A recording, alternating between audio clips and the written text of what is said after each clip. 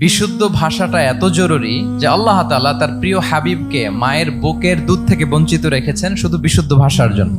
একজন মানুষ সর্বপ্রথম কোন জিনিসের প্রেমে পড়ে জানেন? কথার প্রেমে পড়ে। কথার ধরন, কণ্ঠস্বর, তার অ্যাটিটিউড, তার শব্দের জাদু, এটা মানুষের হৃদয়কে জয় করে ফেলে। তো রাসূল সাল্লাল্লাহু আলাইহি ওয়াসাল্লামের এই এলোকোয়েন্স ছিল। তিনি বলতেন আল্লাহ তাআলা আমাকে সর্বমর্ম বাচন ভঙ্গির অধিকারী করেছেন। মানে উনি যেটা বলতেন এটা ছিল very precise in wording but comprehensive in meaning. এটার যে দোতনা, এটার যে appeal to the heart of the people, to the heart of the listener, এটা অসাধারণ। মানুষের হৃদয়কে জয় করে ফেলতো। আল্লাহু আকবার। তিনি এমন ভাবে কথা বলতেন, কথার মাঝখানে পজ দিতেন, মানে একটু থামতেন যাতে করে শ্রোতারা বুঝতে পারে। এত চমৎকার করে ওনার প্রেজেন্টেশন ছিল, বক্তব্য মালাগুলো ছিল, ফলে যারা শুনতেছে ইজিলি মুখস্থ করে ফেলতে পারত। রাসূল সাল্লাল্লাহু আলাইহি ওয়াসাল্লামের সবচাইতে বড় ভাষণটি ছিল বিদায় হজের ভাষণ, খুব সম্ভবত। ওই ভাষণের টেক্সট গুলোকে যদি একসাথে করা হয়, আমার মনে হয় 10 মিনিটের বেশি লাগবে না ওই টেক্সট গুলো পড়তে। তার মানে সবচাইতে বড় যে ভাষণ ওনার, ওটা কত ছিল? 10 থেকে 12 মিনিটের ভাষণ ছিল। আমরা তো ঘন্টার পর ঘন্টা বক্তব্য করি, তারপরেও তো আমরা মানুষের মনকে খুশি করতে পারি না। উনি সেই যে 1400 বছর আগে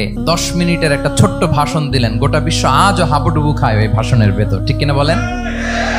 মাঝে মাঝে এমন আবেগঘন বক্তব্য উপস্থাপন করতেন, সাহাবারা অশ্রুসিক্ত হতো।